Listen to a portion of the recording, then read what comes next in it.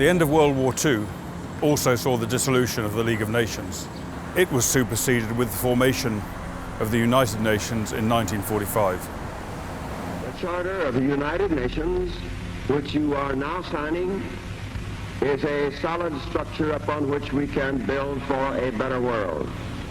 How did the dissolution of the League of Nations and the formation of the United Nations affect the rights of the Jewish people under international law? I want to turn to a final resolution of the Assembly of the League, which was adopted in April 17, 1946, at a time when the United Nations had already been established.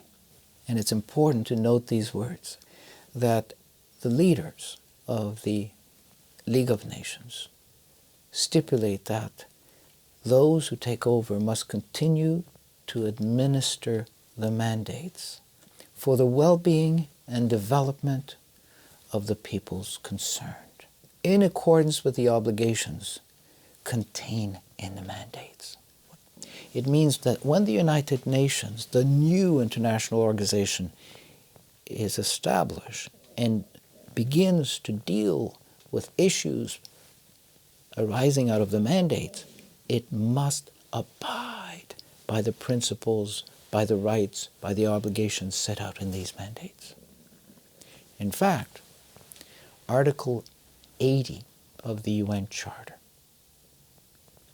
which is an international treaty, which is a source of rights and obligations, specifies that all of the rights given to any people prior to the execution and ratification of the UN Charter are to be protected, observed, and honored.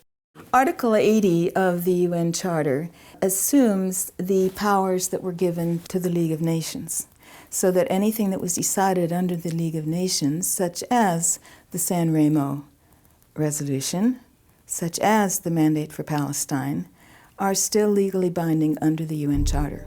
In the aftermath of World War II, the overwhelming majority of the hundreds of thousands of Jewish refugees in Europe who had survived Auschwitz and the other death camps wanted just one thing: to return to their ancestral homeland in what was then known as Palestine.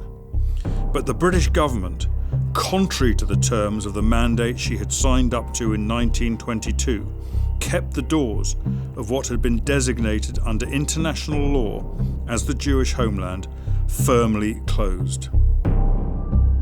In 1945, especially after the elections in England, and when the Labour came to power and Bevin was the Minister of Foreign Affairs, all of a sudden they decided in a very drastic way, in a very cruel way, they stopped any immigration of the Jews from Europe who had nowhere to go.